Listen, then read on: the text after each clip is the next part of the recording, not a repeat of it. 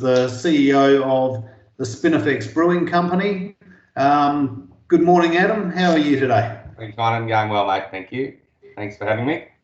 No problem at all. All right, I'll just get stuck straight into the questions then. Can you tell us a little bit about your business and try and keep it to about a 30-second elevator pitch?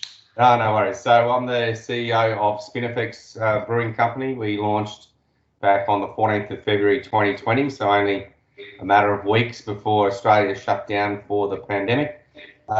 Very briefly, we're Australia's first part Aboriginal and part veteran-owned brewing company. We use native ingredients collected from communities around the country to infuse our beers.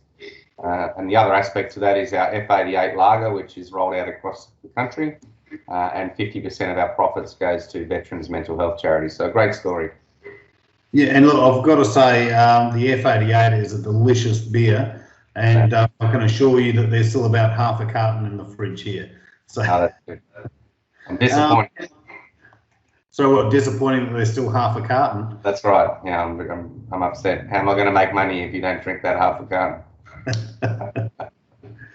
Cool. Now, you mentioned that you basically started up right on the beginning of the global pandemic and our shutdowns and all that sort of thing. Now, I'm aware that you guys had a really exciting pivot at that time. Can you tell us a bit about that pivot and how it came about?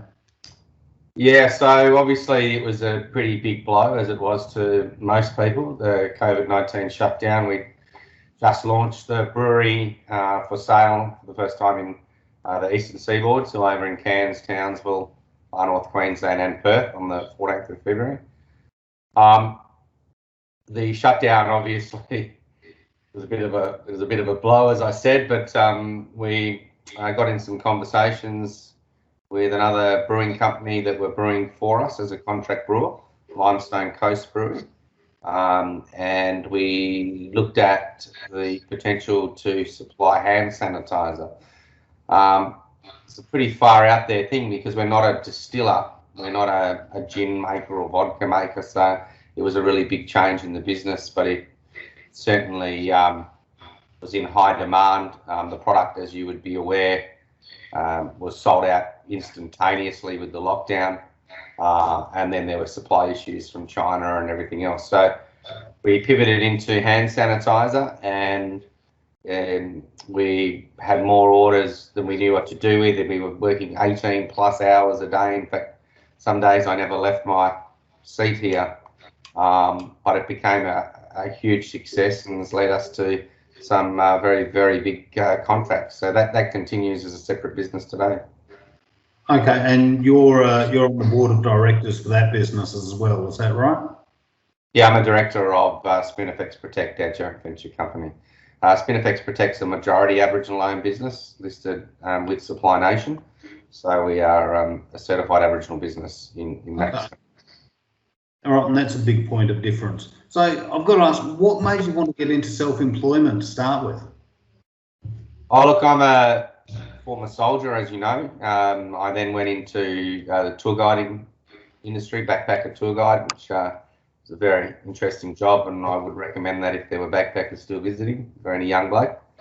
Good start in life. And then after that, I started my night cruiser, the party buses in Perth, which you may remember, and then went on to starting my company, Adams Coach Lines, which then turned into Adams Perth, and at the end we had over 150 staff and 70 odd buses. So I've worked for myself for a pretty long time.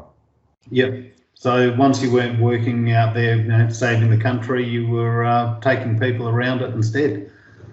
I guess something along those lines. I think the employing myself has probably been that way for a lot longer. Going back to my childhood, I was collecting the Coke bottles in trolleys. I had a gang of workers to do that. Before that, I had a car wash when I was 12, and I was making more money than my dad was at that time. So I've always been entrepreneurial. I guess it just turned into a big business.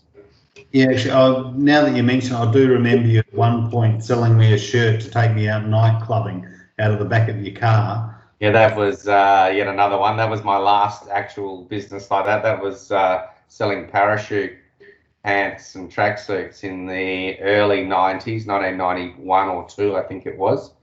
And that was just a phenomenal success. In fact, that, I bought a 24-foot boat when I was 18 years old from that. And it's probably a boat that you may remember, had an interesting name. We won't talk about that here. It's certainly, you've followed, we've been friends a very, very long time, and you've seen what can be achieved. And I think it's important just to note at this stage is that, I never finished year 10. I had a very interesting childhood in terms of school. I wasn't a very good student. Certainly, I was always respectful. I was very respectful, but I was definitely not a good student. So hopefully for those that are listening, being an entrepreneur or starting your own business is entirely up to you. You can take it as far as you want to take it. Cool. So who have been your biggest influences along your business journey so far? I can't pick an individual. I can pick some businesses that I've followed, but I made it my job to look at, and we'll talk not so much the brewing side as it's fairly new, but go back to Adams and the coach companies. I looked at other operators on the eastern seaboard that were successful, their brand was successful, and I copied some of the things they were doing. We were the first coach company to introduce Wi-Fi on board, which is nothing now, but certainly back in 2013 and 14, it was unheard of, basically. So I can't name any individuals. It would be unfair to name any individuals, but certainly what I made sure was when I saw something that I thought was good, I prosecuted it until it actually happened. And when you have a very large workforce, you will always have different personalities. And, I can assure you I've been through everything with staff, and anyone else that's listening that's going to start their own business will experience that as well. Lots of positives, but also lots of negatives. Yeah, look, I think in the martial arts world, we call that the case principle. Copy and steal everything.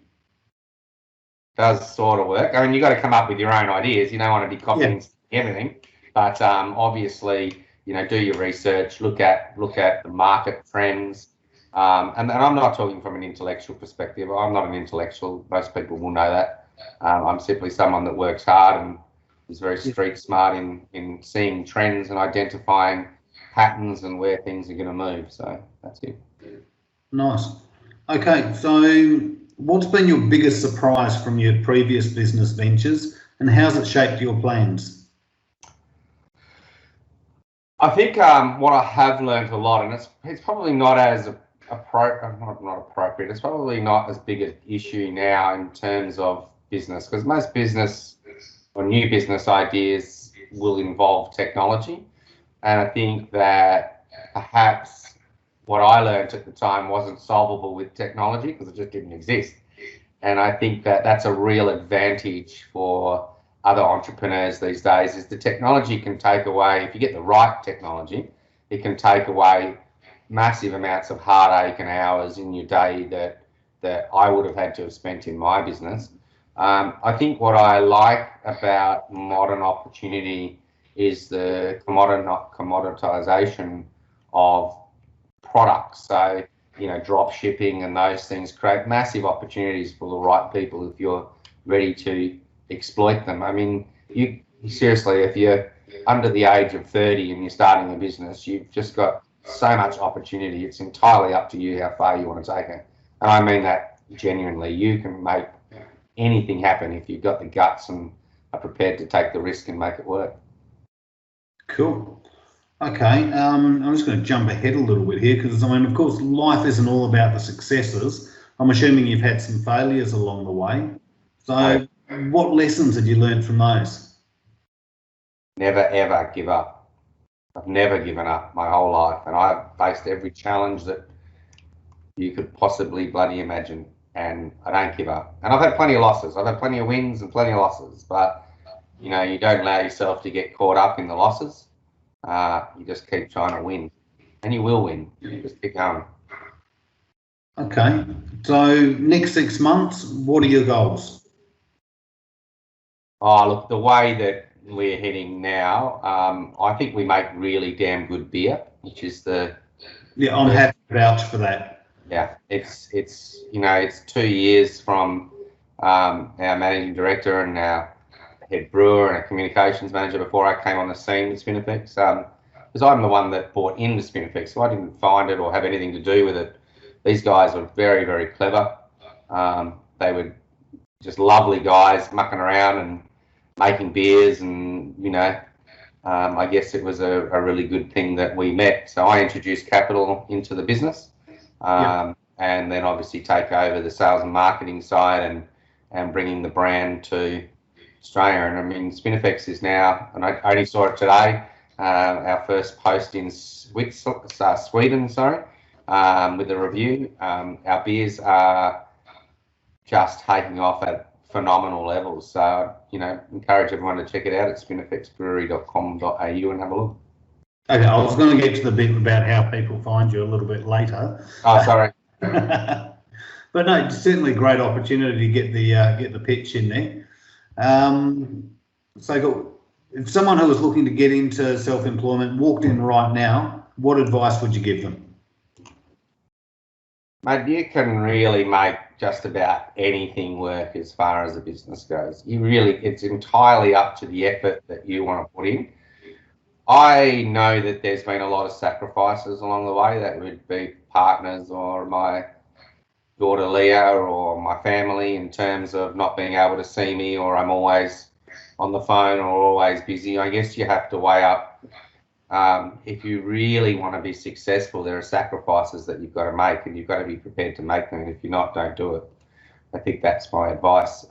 It's entirely up to you how successful you want to be. If you want to sell, I don't know, earbuds or something, it's your branding, your marketing, and the way that you advertise and things that will sell those earbuds. But you've just got to put the hours in. There's no way around it. Yep. Cool. So I have people come in talking to me about wanting to get into self-employment as a lifestyle thing, so they'll have more time and they can do whatever they want. Oh, just about what every entrepreneur responds with. Yeah. Well, I mean, you have to do it that way. But as I said to you, it's actually easier with social media, and if you've got a few dollars there for marketing. Marketing can accelerate your business plans dramatically if you do it well. Social media has lowered the cost significantly. I mean, before that was available, it was TV ads or newspaper or radio at an extraordinary cost. So, I mean, then most people couldn't reach the point where they could afford it. So they didn't do it. So their businesses didn't really grow. But if you go back, as at our age, what are we, nearly 40 now, I think, kind of. Yeah, getting close.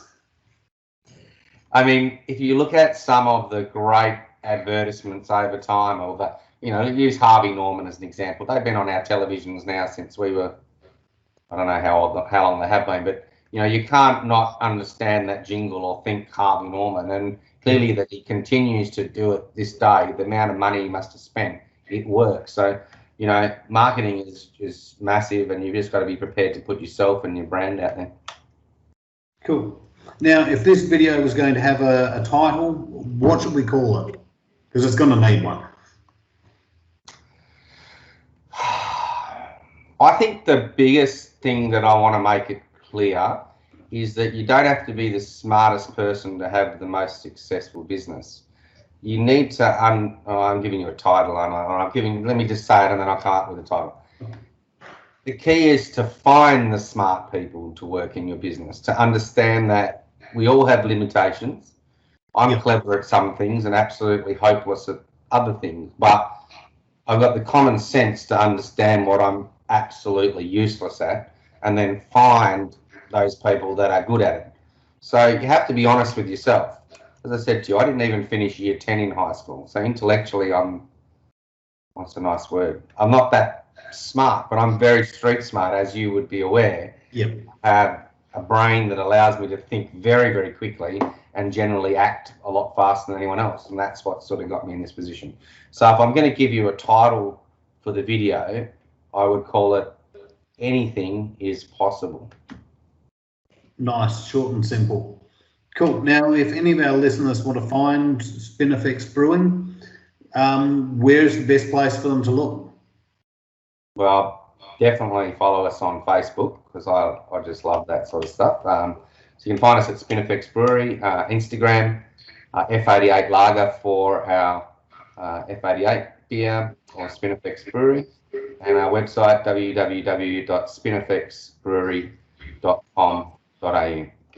And you guys are getting into a lot of the local bottle shops and that sort of thing now, aren't you? It was growing nationally right around the country every day. So we have a rep in SA at the moment. We're rolling into distributors in New South Wales, Victoria, and Queensland. So I think you'll see some pretty big things. We also got an announcement very, very soon for our first regional Spinifex Ale House. In fact, there's 2 coming up. And I'll make that pretty soon. So keep an eye on our social media, and you'll be able to call in and have a beer at our first Spinifex Ale House, which is actually quietly opened, but we're waiting for some of the signage to be finished before we actually announce it.